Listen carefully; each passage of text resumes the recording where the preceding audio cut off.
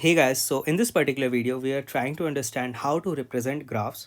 So basically, we'll try to understand adjacency matrix representation and the adjacency list representation. In this video, we'll have a look at the adjacency matrix representation for the graph. So to understand the adjacency matrix representation, we will have a look at three different scenarios. The first one is the case of directed unweighted graph. The second one is that of the case of directed weighted graph, and the third one is the case of undirected weighted graph. All right. So first, let's have a look at the directed unweighted graph scenario. So if you have a look at the image drawn over here, a graph that is the graph drawn over here. So basically, this is actually a directed unweighted graph over here. All right, so let's see how we can represent this directed weighted graph with the help of an adjacency matrix. Now before we lay down any representation, the first thing is we should actually understand the expectation. What are we actually expecting out of this adjacency matrix representation? So our main expectation over here is that if in case there is an edge from ith to jth node, we should be able to query that out in O of one time. So basically, we should be able to query the adjacency matrix that is there an edge between ith to jth node, and it should be able to answer that query in O of one time.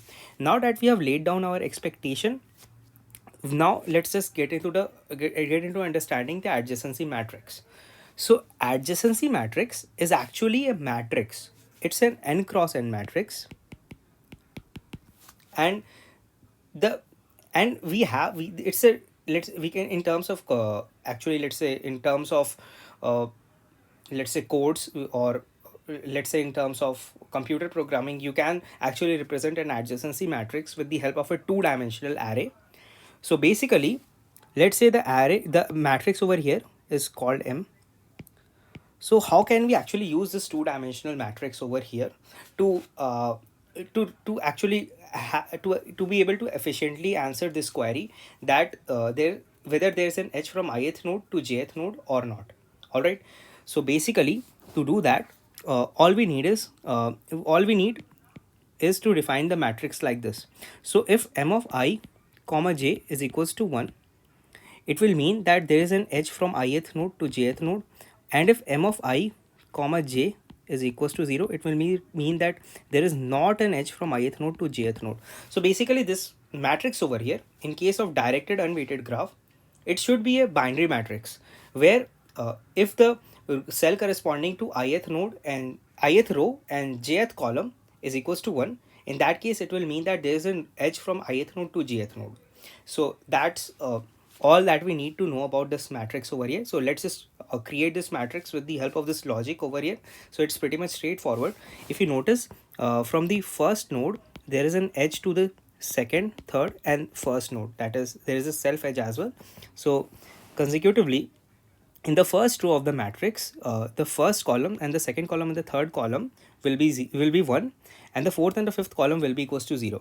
In the same way, since the second node, there is from the second node there is an outgoing edge to third, fourth and fifth nodes.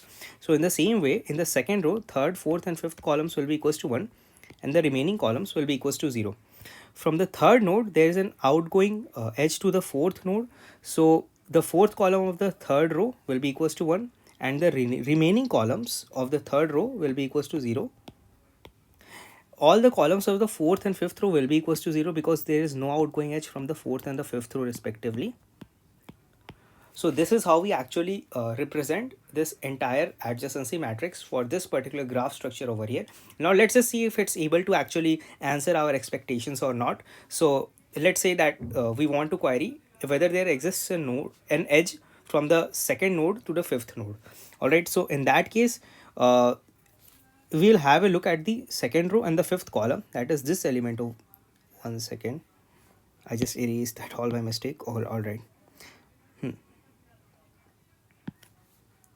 All right, so we will just have a look at the second row and the fifth element, and that is this element over here, and it is equals to 1. So that means that this value is equals to 1. So that means that there is an edge from the second node to the fifth node, and thus we were able to answer our queries in O of 1 times, because accessing an array it takes actually O of 1 time. So accessing a two-dimensional array also takes O of 1 time. So that's why we will be able to answer this query in O of 1 time. Now the space complexity of this entire array over here is O of n square, because this is a two-dimensional array. So it does get unoptimal in a lot of instances. So we will get to that, where we will see a lot of cases where adjacency list representation is actually a way better representation compared to this adjacency matrix representation, because it takes a lot of space. And another issue with this is the time complexity for the creation of this entire 2D array will be equals to O of n square itself, because since the space complexity is n square, since the total number of elements in this array is equals to n square, the time complexity will obviously be n square at least. So these are the two drawbacks of this representation over here. Now that we have solved the first sub problem over here, that is directed unweighted graph, let's see how we can use this exact same matrix to actually represent directed weighted graphs. So let's just make this graph over here as a weighted one. So let's just add random weights to this graph over here. -3, -4, 2, 3, 7, 9. So let's say these are the weights of the graph. They can be negative as well in this case. So how do I actually modify my expectations from this adjacency matrix adjacency matrix representation? So let's just get into that. Alright, so my new expectation will be that if there is an edge from I to j, I should be able to query if there does exist an edge from I to j or not, and that I should be able to do in O of 1 time. And apart from this, I should also be able to find the weight of the edge from I to j in O of 1 time. Alright, so basically this is the query that we want. In case there is an edge from ith node to jth node, tell me that that whether the edge exists or not, and if there exists an edge, give me its weight.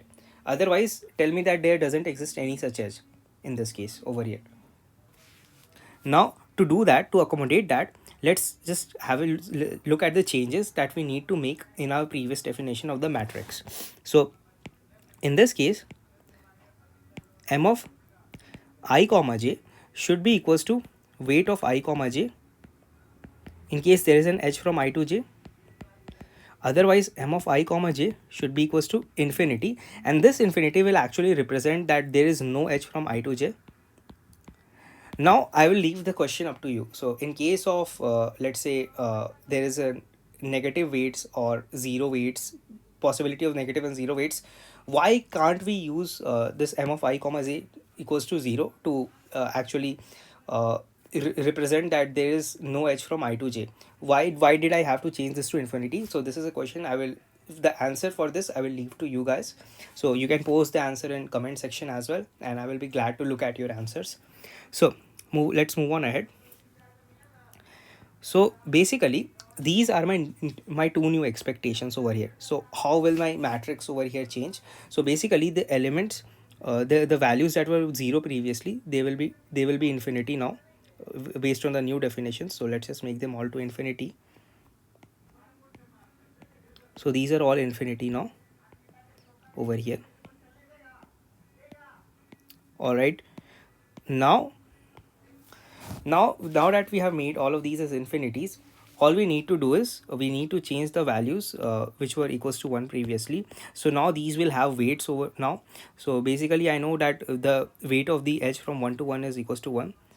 The weight of the edge from 1 to 2 is equals to -3. The weight of the edge from 1 to 3 equals to -4. The weight of the edge from 2 to 3 is equals to 3.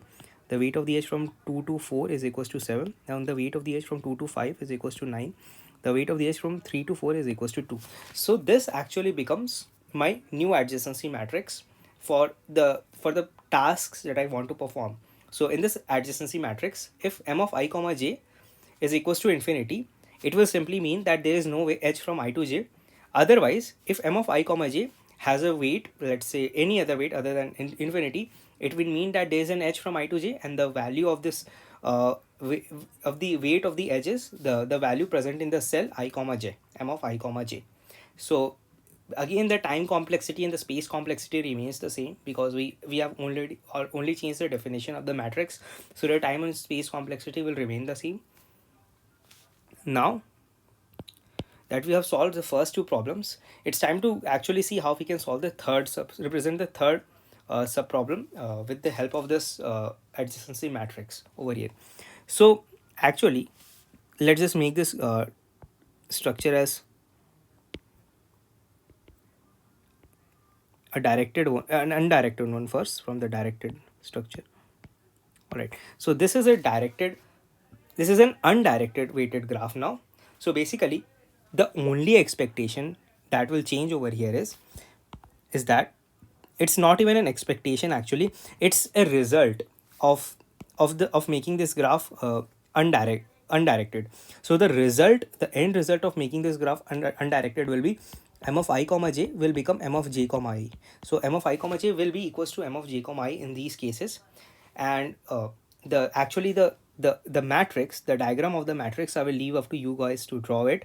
So how the matrix will look like. So this, you can consider this as a homework. So basically, compared to second case,